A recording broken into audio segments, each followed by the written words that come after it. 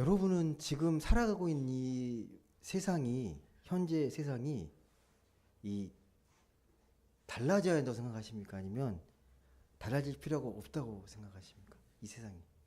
이대로면 괜찮다. 아, 바뀌어야 된다. 어느 쪽이 더 마음이 가십니까? 예.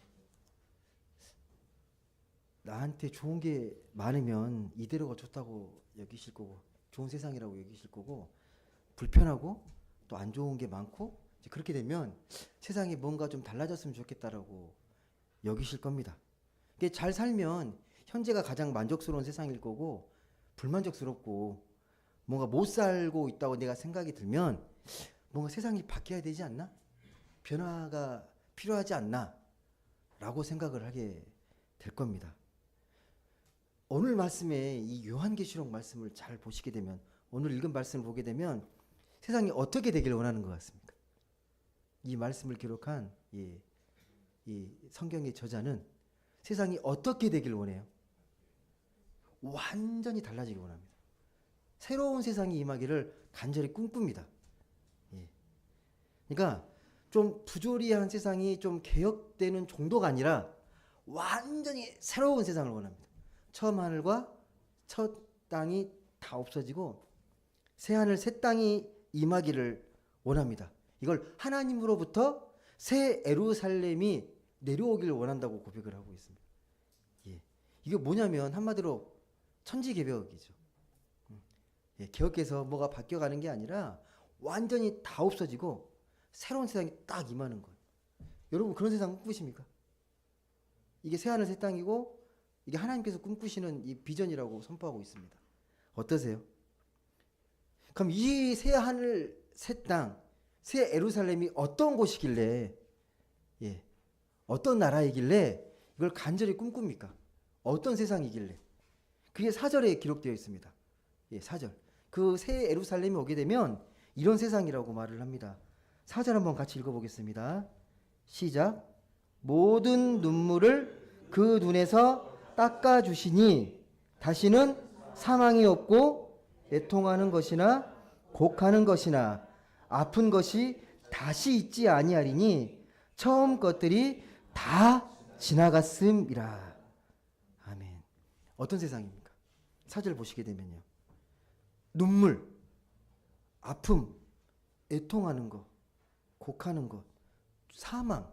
이게 어떤 것들입니까? 우리가 평소에 피하고 싶은 것들 아닙니까? 만나고 싶지 않은 것들, 경험하고 싶지 않은 그러한 것들이잖아요.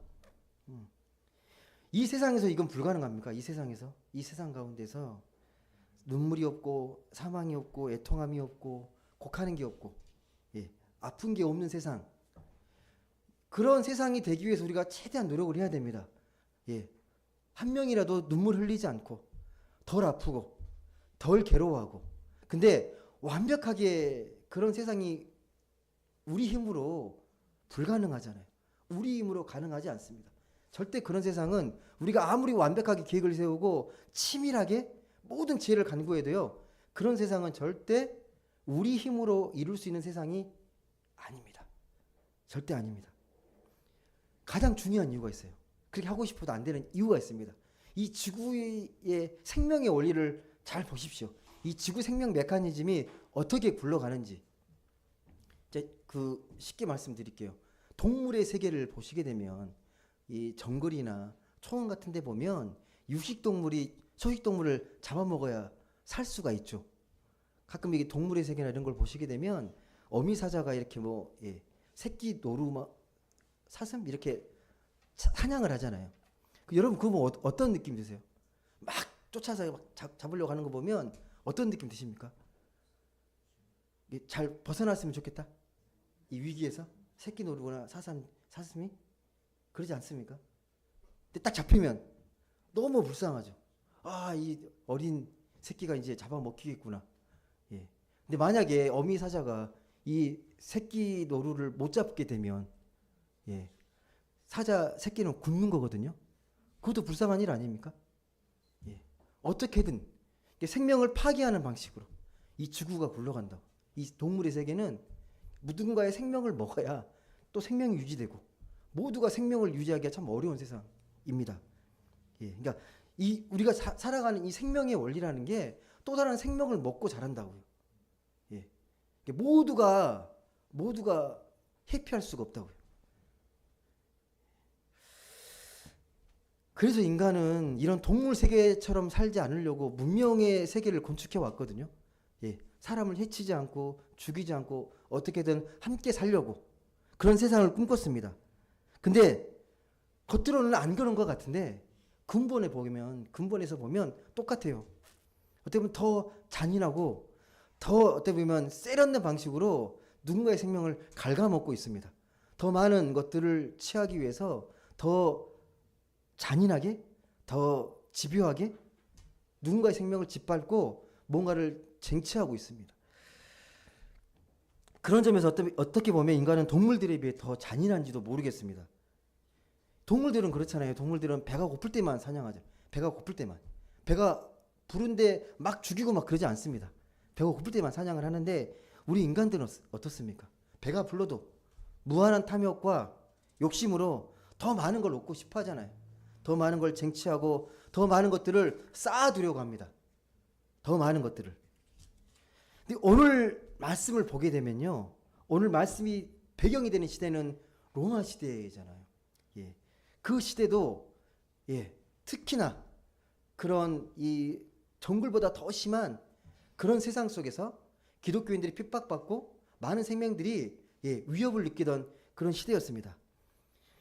이 요한계시록을 기록했던 이 시기를 약간의 뭐 설들이 있긴 하지만 대부분이 이 네로 황제나 도미티안 황제 때라고 하는데 가장 극심하게 가장 잔혹한 로마의 황제들입니다. 가장 잔혹한 로마 황제 치하에서 기독교인들이 가장 심하게 핍박받을 때가 이 요한계시록이 쓰여진 때입니다. 그럼 이런 세상에 살게 되면 뭘 꿈꾸겠습니까? 이런 시대에 하나님을 믿게 되면 뭘 바라겠습니까? 어떤 소망이 있겠습니까? 이런 암울한 상황, 로마가 모든 것들을 지배하는 이 상황 속에서 아무리 노력해도 세상이 바뀌지 않아요. 예. 그런 세상 가운데서 뭘 꿈꾸겠습니까? 하나님이 있는 사람이라면. 하나님은 세상을 선하게 창조하셨다. 이렇게 세상을 이렇게 잔인하게 이대로 두진 절대 않으실 거다. 하나님께서 반드시 새로운 세상을, 새로운 꿈을 꾸고 우리가 새 예루살렘에서 살게 하실 거다라는 그런 소망을 갖게 됩니다. 예. 그 믿음의 근거가 그거라는 거예요. 세상을 창조하신 하나님은 선하시기 때문에 이대로 계속 내버려 두지 않고 다시 우리를 회복시키시고 우리를 새 예루살렘에서 다시는 눈물도 없고 아픔도 없고 사망함도 없는 그런 행복한 세상에서 우리를 살게 하실 거다라는 그런 꿈을 꾸게 됩니다. 예. 그게 요한계시록에 절절하게 흘러갑니다. 그래서 요한계시록은 처음 것들은 다 지나갔다고 이야기해요. 다 지나갔다. 예. 그렇게 노래하고 찬양합니다. 이게 무슨 말이냐면 그렇게 영원할 것 같던 로마도 결국은 끝난다는 확신이에요. 찬양이라는 건 승리의 확신이라고 그랬잖아요. 노래를 부를 수 있는 건요. 그걸 확신하기 때문에 가능한 겁니다. 그래서 새로운 세상이 오게 되면 더 이상 눈물이 없고 아픔이 없고 고통이 없고 죽음이 없다고 모두가 만족할 만한 새로운 하나님의 세상이 반드시 온다고 그렇게 믿고 그렇게 찬양했습니다. 그렇게 고백했습니다. 그 완벽한 만족을 어떻게 표현하냐면 6절에서 그렇게 표현합니다. 한번 6절 말씀 한번 읽어보겠습니다. 6절 말씀 같이 한번 읽어보겠습니다. 시작. 또 내게 말씀하시되 이루었도다. 나는 알파와 오메가요 처음과 마지막이라. 내가 생명수 샘물을 목마른 자에게 값없이 주리니. 아멘. 그 세상은 어떤 세상입니까? 그 세상은 다 이루어진 세상인데 생명수 샘물을 마시는 세상이에요. 생명수 샘물로 이야기합니다. 목이 잔뜩 말랐을 때 그 시원한 물 벌컥벌컥 마시면 그 마음이 어떻게 돼요? 시원해지고 더 이상 소망이 없잖아요. 와, 모든 갈증이 풀렸다 이렇게 느끼잖아요. 이걸 생명수 샘물로 이야기하는데, 그러니까 내가 생명수 샘물을 마셨다는 것은 다시는 눈물이나 사망이나 애통함이나 아픔이 없는 그것들이 치유되고 회복된 그런 세상 속에서 그런 기쁨과 은혜를 맛보고 산다는 겁니다. 모든 것들이 완벽히 치유되고 회복되는 그런 영원한 생명수 샘물을 마시고 사는 세상입니다. 여러분은 이런 세상에 살고 싶으십니까? 혹시 이걸 맛보신 적 있으십니까? 생명수 샘물을 마신 그런 신앙생활 하시면서 생명수 샘물을 이렇게 딱 마시는 느낌? 여러분들 이게 그냥 나온 표현이 아니고요. 이건 이사야에서 말했던 메시아 사상을 다시 한번 반복하는 거예요. 이사야 55장 1절에 보면 이런 말씀이 나옵니다. 오호라 너희 모든 목마른 자들아 물로 나와라. 돈 없는 자도 오라. 너희는 와서 사 먹되 돈 없이 값 없이 와서 포도주와 젖을 사라. 완벽하게 모든 내 삶의 욕구들이 충족되는 세상이 이 세상입니다. 그걸 영원한 생명수 샘물이라고 이야기합니다. 이걸 상상해 보시면 돼요. 이 세상은 어떤 세상이냐면 마트에 가잖아요, 여러분. 마트에 가면 어떤 물건을 골라오십니까? 막 골라오십니까? 우와! 막 담으십니까? 어떻게 담으세요? 담으실 때? 필요한 것. 필요한 걸 담는데 필요한 것도 조건이 있잖아요.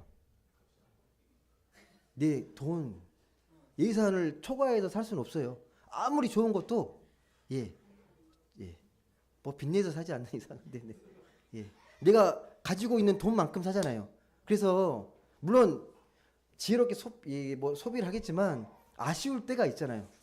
더 좋은 걸 사고 싶고 더 많은 걸 구입하고 싶은데 내가 가진 물질이 이거밖에 없으니 딱 그만큼만 사고 오게 되잖아요. 그런데 하나님의 나라, 새 하늘 새 땅에서는요, 모든 물건들을 다 가져올 수 있는 세상입니다. 모든 것들을. 내 영혼의 만족을 위해서 그런 돈 걱정하지 않고 마음 놓고 먹고 마실 수 있는 그런 세상입니다. 그게 가정이 그렇잖아요. 가정 안에서 눈치 보고 뭐 먹고 마시고 뭐 그러나요? 물 한 잔 마실까? 안 그러잖아요. 집에서는 마음껏 하잖아요. 하나님의 나라는 내가 먹고 마시는 영혼의 만족을 위해서 뭐든지 마시고 먹고 할 수 있는 세상입니다. 그러니까 어떤 세상이냐면 돈이 없어도 돈 있는 사람과 똑같이 살 수 있는 세상. 근데 그런 세상을 우리가 살아가야 되는데 현실은 그렇지 않죠. 현실은. 근데 여러분 진짜 세상은 하나님 꿈꾸는 세상 그런 거 아닙니까? 내가 돈이 좀 부족해도 얼마든지 그 사람에게 필요한 것들은 걱정 없이 살 수 있는 세상. 그걸 통해서 만족을 얻을 수 있는 세상이 진짜 세상 아닙니까?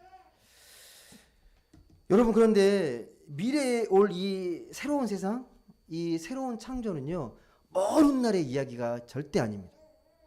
하나님의 나라의 관점은요, 이게 시간이 분절되어 있거나 이렇게 물리적 시간으로 생각하는 게 아닙니다. 예수님께서 이 땅에 오셔가지고 뭐라고 말씀하셨습니까? 천국이 가까이 왔다. 천국이 침투했다고 말씀하시거든요. 그러니까 미래는요 이미 우리에게 들어와 있어요. 그것이 점점점 완성되어 가는 겁니다. 하나님의 시간은 그래요. 우리의 시간 속으로, 현재의 시간 속으로 침투해 들어오십니다. 이걸 좀 다른 말로 오래된 미래라 그래요. 오래된 미래. 이미 이루어질 미래. 완성될 미래. 그러니까 하나님 안에서의 시간은요, 태초, 현재, 미래가 하나입니다. 우리는 나눠서 생각하는데 하나님은 하나로 다 영원이라는 관점에서 하나의 생명입니다. 마치 역사와 시간이 하나의 거대한 거미줄 같이 연결되어 있어요. 우리는 거기에 한 줄의 끝에 매달려 있거든요. 하나님이 하나님의 나라를 선포하셨습니다. 온다고 선포했는데, 근데 이걸 우리가 보질 않았기 때문에 못 느끼는데, 이 영적인 민감함으로 그 소리를 잘 들어보시면 들려요. 하나님 나라가 점점점 가까이 오고 있구나. 마치 가보자 하는 먼 곳에서 울리는 이 종소리의 진동이, 우리가 기찻길에 보면 그러잖아요. 멀리 있는데 대고 있으면 소리가 들리는 것처럼 민감하면 공기를 타고 흘러와서 우리가 그 귀 속에 속삭이는 것을 들을 수 있습니다. 영적인 민감함을 가지시게 되면. 하나님의 나라는 지금도 계속해서 우리에게 다가오고 있고 우리에게 말씀하고 있습니다. 예. 그런데 이 진동이 너무 미미해서 네 삶이 너무 분주하고 너무 바쁘고 그러면 잘 안 들립니다. 잘 들리지 않습니다. 오직 깨어서 집중하고 그 하나님 나라를 소망하는 자에게 그 영적인 떨림이 그게 감각할 수 있습니다. 여러분, 미래로부터 불어오는 이 신비한 하나님 나라의 영적 진동을 잘 느끼셔야 합니다.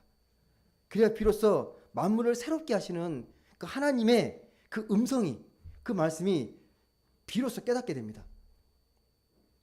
여러분, 오늘 말씀을 보게 되면요, 이 생명수 샘물은 그러면 누구에게 주어지느냐? 목마른 자라고 말합니다. 당연하죠. 목마르지 않은 자에게 물이 왜 필요합니까? 목마른 자에게, 갈급한 자에게 이 생명수 샘물이 필요한 거잖아요. 예, 그럼 목마른 자가 누구일까? 이게 상징이잖아요. 비유인데 누구냐면 영적인 차원에서 하나님을 간절히 찾는 사람들, 하나님을 갈급하게, 하나님을 간절히 찾는 사람들이, 그런 사람들을 목마른 자라고 말합니다. 목마른 자. 여러분, 우리 영혼은요, 사람은요, 누구나 하나님을 찾게 되어 있습니다. 우리 근본적인 본성상 우리는 영혼을 갈망합니다. 예, 영혼을 갈망합니다. 하나님을 찾을 수밖에 없는데 이게 번지수가 틀려가지고 다른 데를 찾아요. 영혼이. 분명히 하나님 창조주를 찾아야 되는데 그걸 깨닫지 못하고 당장 자신을 마음을 달래주고 내 육적인 감각을 만족시켜줄 대상을 찾게 됩니다. 단순히 찾는 게 아니라 찾아서 헤맵니다. 가장 대표적인 게 뭡니까? 예. 지금의 마음을 달래주고 만족시켜줄 대상. 물질이잖아요. 돈. 돈을 많이 벌면 네 삶이 평안하고 부족함이 없고 걱정이 없을 거라고 생각하고 열심히 돈을 벌잖아요. 예. 인생을 이렇게 저당 잡히고 돈의 노예가 되면서까지 모든 시간을 다 돈을 버는 걸 가장 가치 있게 생각합니다. 돈을 일단 많이 벌어야 돼. 많이 벌고 그래야 내가 나중에 풍족하게 살 수 있어. 솔직히 우리가 살아가면서 경제생활 하는 게 꼭 필요한 만큼만 버는 게 아니잖아요. 예. 새끼 밥 먹기 위해서 버는 게 아니라 이왕이면 더 많이 벌고 싶어 하잖아요. 더 많이 벌면 더 많이 쓸 수 있다고 생각하기 때문에 절대 만족이 없습니다. 예. 우리의 경제생활에서는 더 많은 것들을 벌고 싶어 하고 더 많은 것들을 채우고 싶어 합니다. 물론 정도의 차이가 있고 이 돈은 많으면 좋다고, 예, 다다익선이라고, 많으면 좋다고 생각하실 겁니다. 하지만 분명히 우리가 돈의 쓰임이나 가치보다는 부자 되는 데 목표가 더 많습니다. 부자가 되는 거. 분명히 잘 사는 거하고 부자 되는 거랑 다른데도 일단 우리는 막연하게 돈이 많으면 행복할 거라고 생각합니다. 예, 마음이 넉넉해질 거라고 생각을 합니다. 하지만 여러분, 오늘 말씀에 보시게 되면 거기에는 참 만족이 없고 잘 사는 거랑은 별 상관이 없습니다. 예. 거기에 매달리면 매달릴수록 내 내면의 영혼은 더 메말라가고 공허해집니다. 어떤 사람은 돈이 아니라 더 고상한 만족을 위해서 지적인 만족을 추구하는 분들이 계십니다. 다 배워요. 이것저것 계속 배우고 지적인 만족을 추구하는 분들이 계십니다. 그게 틀렸다는 말 아닙니다. 그것도 상당한 만족을 주고 삶을 풍요롭게 하는데 그것 자체가 영혼의 만족이 있는 게 아닙니다. 절대 영혼의 만족이 있는 게 아닙니다. 예. 공부를 계속 한다고 그 영혼이 풍족하던가요? 저 메말라가는 영혼들 정말 많이 봤거든요. 공부 안 하는 사람들, 예. 걱정만 더 많아지고 뭔가 영혼을 살리는 공부는 아니잖아요. 또 많은 경우에 사람들이 어디에 만족을 추구하냐면 사람에게 추구합니다. 사람 정말 중요하죠. 특히 우리나라 사람들은요, 이 유럽 서구인들보다도 가족애가 남다릅니다. 가족에 대한 애착이 정말 강합니다. 예. 근데 가족을 통해서도 결코 영혼의 만족을 얻을 수 있는 건 아닙니다. 아무리 내가 사랑스럽게 자녀들을 잘 키우고 해도 언젠가는 독립합니다. 독립하게 되면 가끔씩 명절이나 특별한 날만 보잖아요. 독립하게 되면요. 맨날 보는 게 아니에요. 자주 볼 수 있는 게 아닙니다. 물론 그렇게라도 보면 좋지만 이런 순간은 금방 지나가고 또 쓸쓸함이 남아요.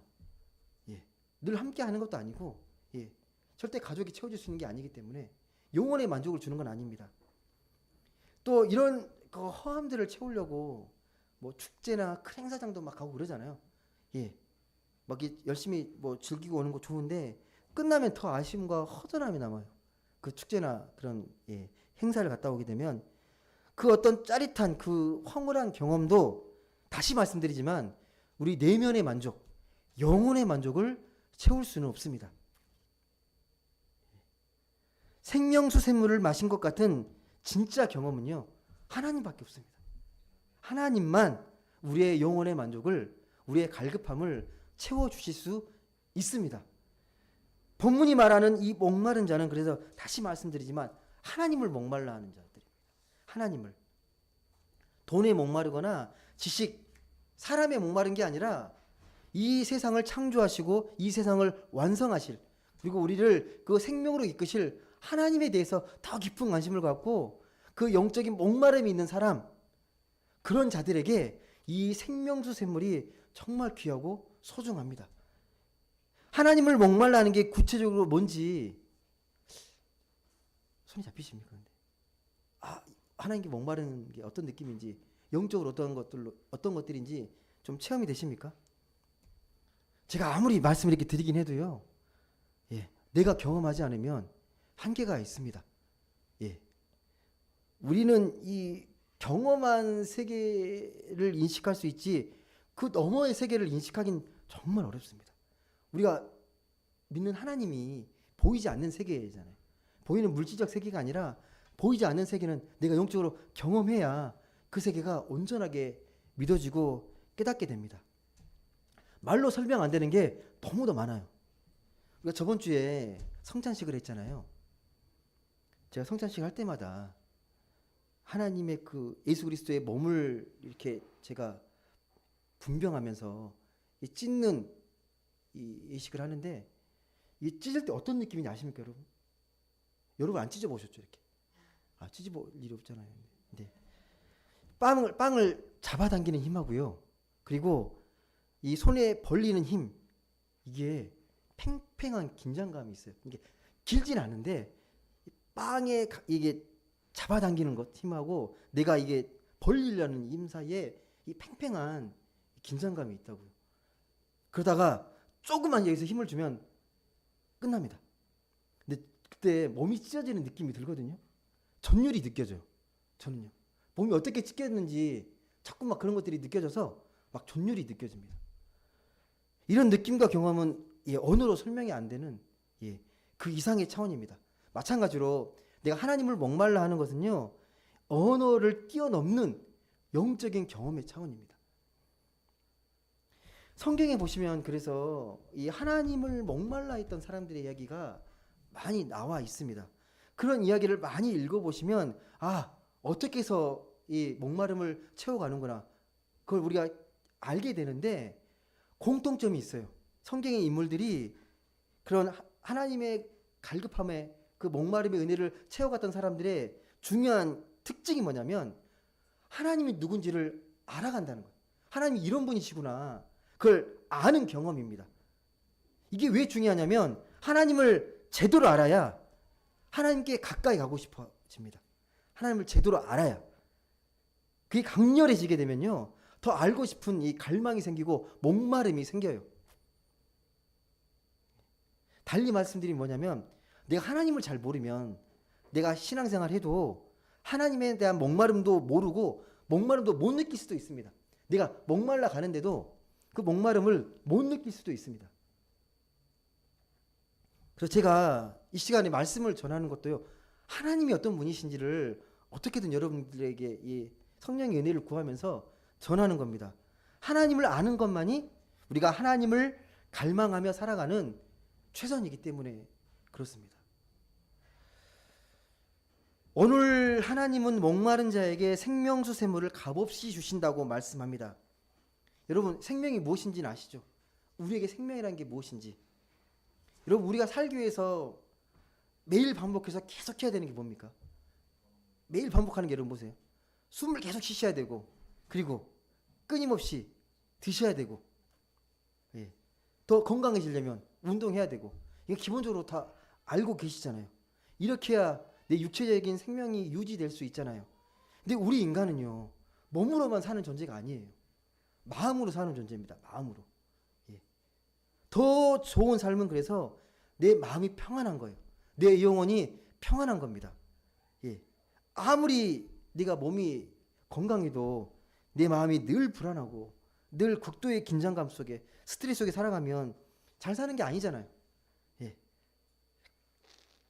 건강하게 살고 평화롭게 살려고 하는데, 근데 여러분 누구나 그걸 꿈꾸시는데 우리 힘으로 안 된다는 거 너무 잘 아시잖아요. 예. 물질뿐만 아니라 내 삶이 정말 평안했으면 좋겠고, 불안하지 않았으면 좋겠고, 염려하지 않았으면 좋겠고, 예, 두려움이 없었으면 좋겠고, 근데 내 힘으로 이 제어가 안 되잖아요. 그럼 어떻게 하나님이 값없이 주신 이 생명수 샘물을 마시면서 우리가 좀 내 영혼이, 내 마음이 평안해질 수 있겠습니까? 어떻게 하면? 한번 여러분, 지금 여러분에게 값없이 주어진 것들이 뭔지 한번 생각해 보시겠습니까?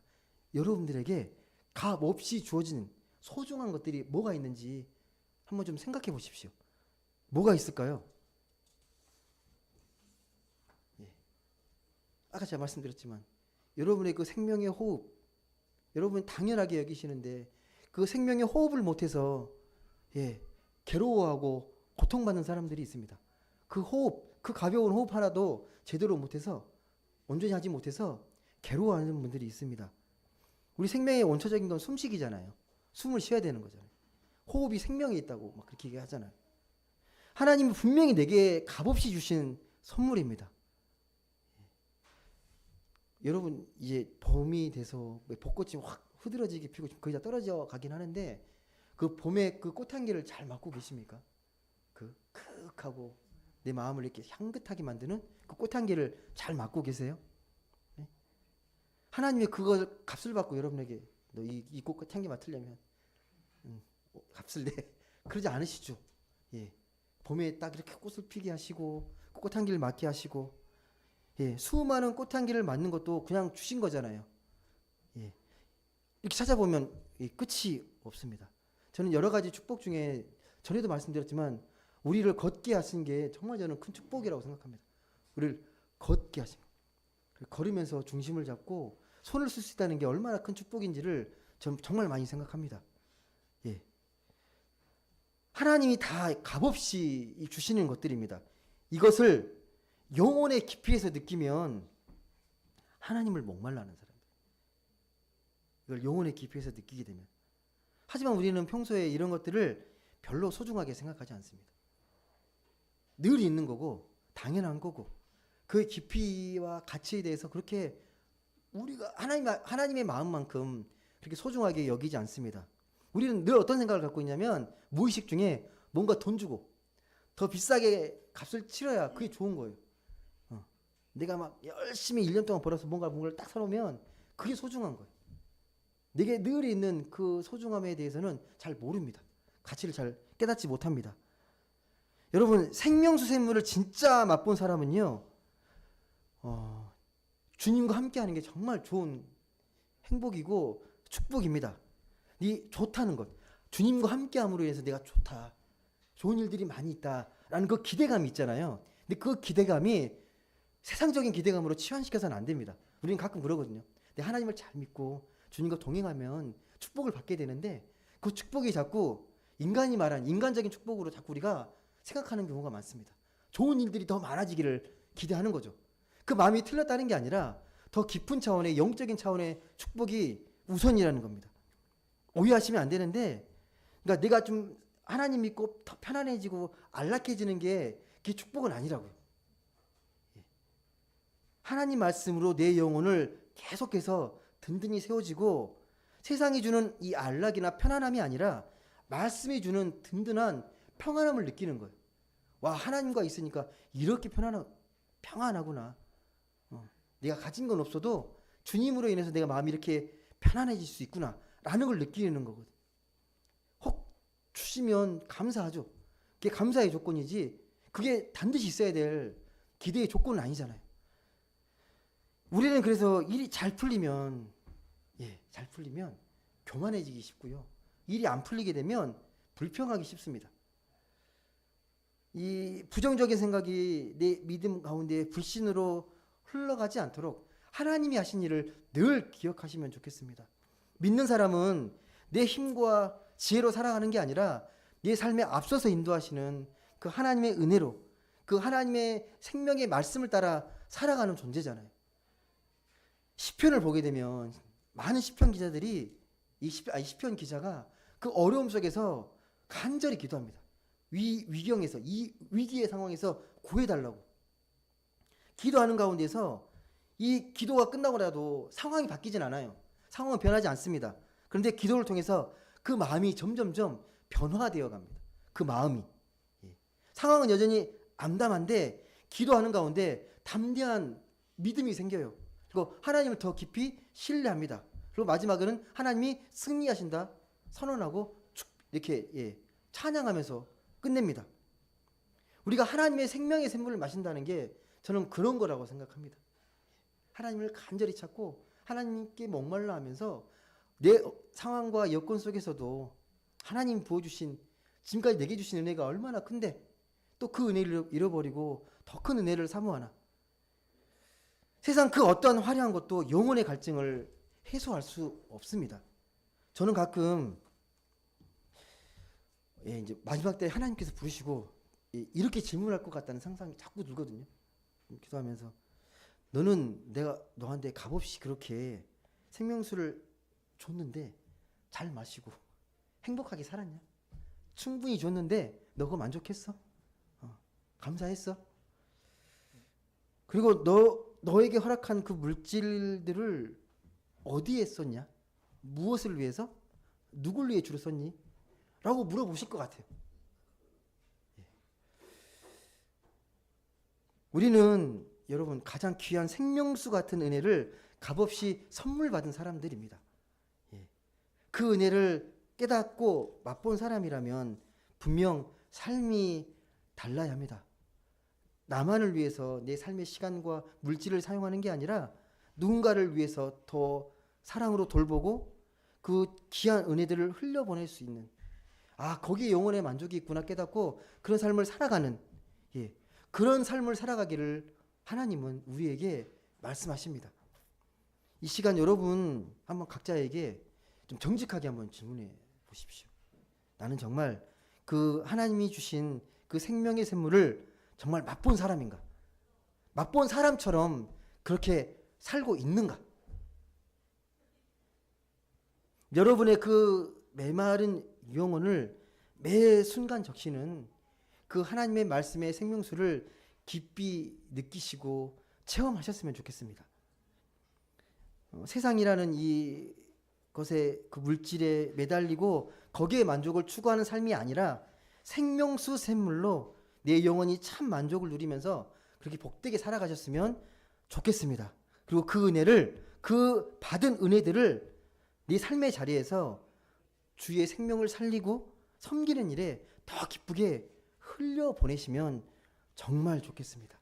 그 깊은 은혜를 매 순간 깨닫고 체험하며 그 받은 사랑을 함께 나누고 그렇게 행복하게 살아가는 복된 신앙인들이 되시길 주님의 이름으로 간절히 소망합니다. 기도하겠습니다.